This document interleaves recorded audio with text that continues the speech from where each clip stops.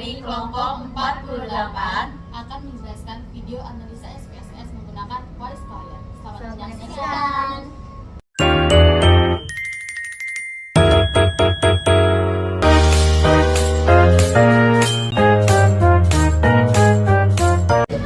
Oke, jadi kami akan mempresentasikan hasil analisis statistik kami, yaitu uji KS4, untuk melihat apakah kategori manajemen stres berbeda berdasarkan kategori usia. Yang pertama, kami akan menjelaskan tentang tujuan dan alasan uji. Tujuan dari analisis ini adalah untuk mengetahui apakah ada hubungan antara kategori usia, yaitu remaja, dewasa, dan lansia dengan kategori manajemen stres yang terbagi menjadi baik, rata-rata, dan buruk. Kami memilih uji chi-square karena kedua variabel yang kami gunakan bersifat kategori dan bukan numerik. Uji chi-square memang dirancang khusus untuk menguji hubungan antara dua variabel kategori dengan jumlah sampel 100 responden.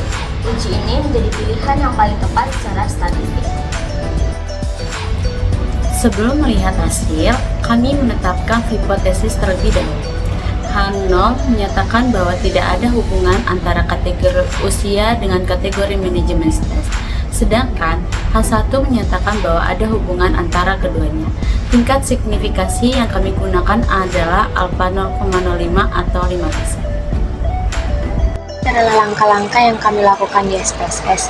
Yang pertama, kami menyiapkan data dan membuat variabel kategori usia menggunakan fitur record into different variables.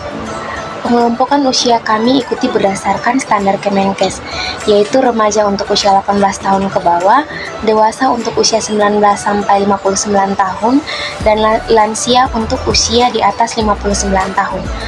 Yang kedua, kami menjalankan uji frekuensi melalui menu Analyze, Descriptive Statistic, Frequencies untuk melihat distribusi data pada masing-masing variabel. Ketiga, kami menjalankan uji chi-square melalui menu Analyze, Descriptive Statistic, setelah itu cross-step. Nah, variabel kategori usia kami masukkan ke baris dan kategori manajemen ke kolom. Lalu kami centang opsi chi-square pada menu statistik dan memilih tampilan count serta row persen pada menu cells.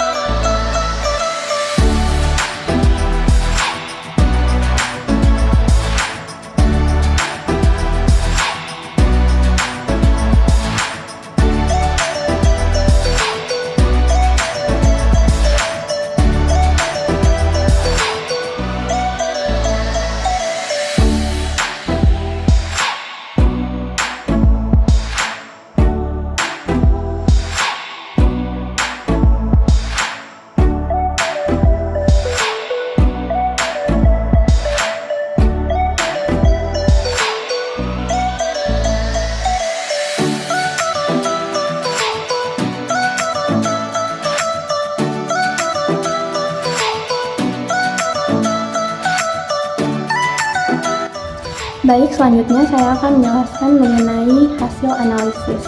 Dari output SPSS, kami mendapatkan beberapa temuan penting. Berdasarkan distribusi data, mayoritas responden berada di kelompok dewasa sebanyak 94 orang atau 94%, diikuti lansia 4 orang dan remaja hanya 2 orang. Untuk manajemen stres, sebagian besar responden masuk kategori rata-rata sebanyak 63 orang atau 63%, kemudian baik 21 orang dan buruk 16 orang. Dari tabel tabulasi silang terlihat bahwa pada kelompok dewasa 21,3% memiliki manajemen stres baik, 16 buruk dan 62,8% rata-rata. Sedangkan pada kelompok remaja dan lansia jumlahnya sangat sedikit sehingga persentasenya kurang bisa mewakili secara keseluruhan.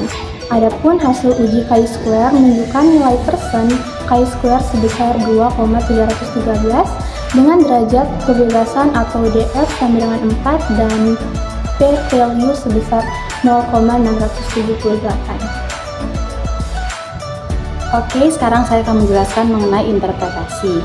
Nah, karena p-value yang kami peroleh adalah 0,678, nilai ini lebih besar daripada alfa 0,05, maka keputusannya adalah H0 diterima. Artinya, tidak terdapat hubungan yang signifikan antara kategori usia dengan kategori manajemen stres pada penelitian ini.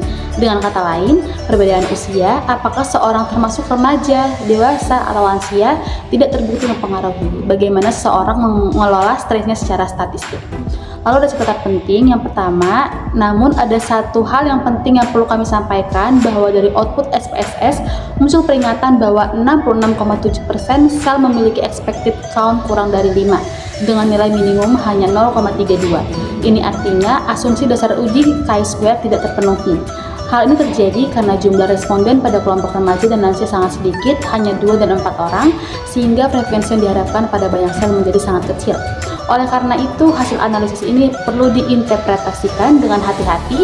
Untuk penelitian selanjutnya, kami menyarankan agar menggunakan uji Fisher-Exact test sebagai alternatif atau menambah jumlah sampel, khususnya pada kelompok remaja dan lansia. Demikian hasil analisis chi-square dari kelompok kami mengenai hubungan antara kategori usia dan kategori manajemen stres. Kesimpulannya, tidak ada perbedaan yang signifikan antara kedua variabel tersebut berdasarkan data yang kami miliki.